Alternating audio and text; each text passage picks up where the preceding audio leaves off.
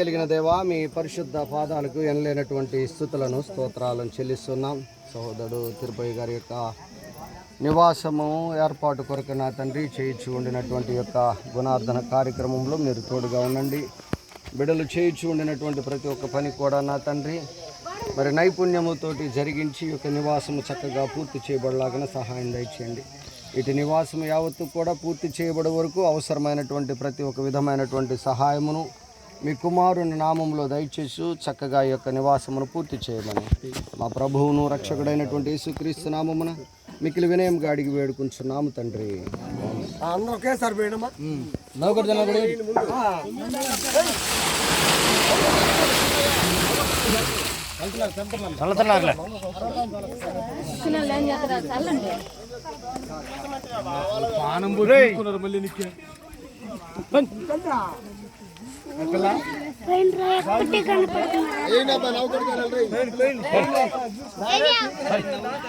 జల్ఫర్